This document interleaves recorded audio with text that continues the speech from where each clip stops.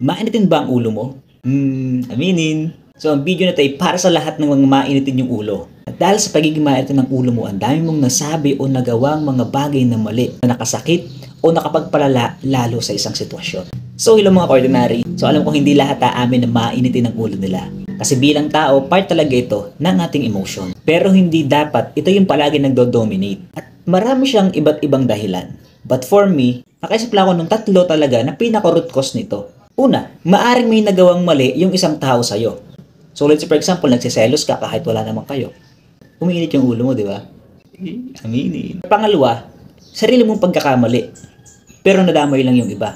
For example, palpak yung nagawa mo activity sa school or nagkamali ka sa trabaho hanggang sa yung init ng ulo mo dun, nadala mo din sa ibang tao. At panghuli, may narinig ka lang o nakita ka na against sa pinapaniwalaan mo. Kagaya ngayon sa news, like sa politics, nakita mong iba yung pananaw niya sa ganito, sa ganyan. Wala namang ginawa sa'yo directly yung tao, pero nagagalit ka, umiinit yung ulo mo. At domino effect na to.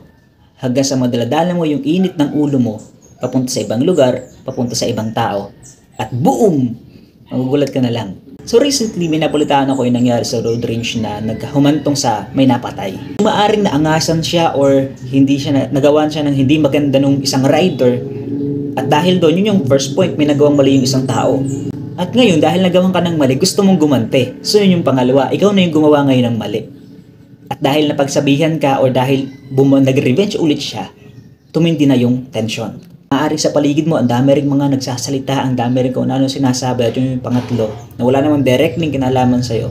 Hanggang sa gumulo na ng gumulo yung sitwasyon, hindi mo na nakontrol yung emotion, nakagawa ka na ng hindi maganda. Pero alam mo kung ano yung common denominator ng tatlong to? You are the one who can control your reaction in that certain situation. At alam ba, sabi sa Bible, in Proverbs 14:17, ang taong mainit ang ulo ay nakakagawa ng di marapat. Ngunit ang mahinahon ay laging nag-iingat. So no further explanation. So expect mo na ngayong araw, iinit na naman yung ulo mo. Pero kalmahan mo lang. Huwag ka magpadala sa emosyon. Kontrolin mo yung magiging reaction mo para maiwasan yung tension, maiwasan yung mas malaking gulo. So I think that's all. Let's go, let's roll. God bless.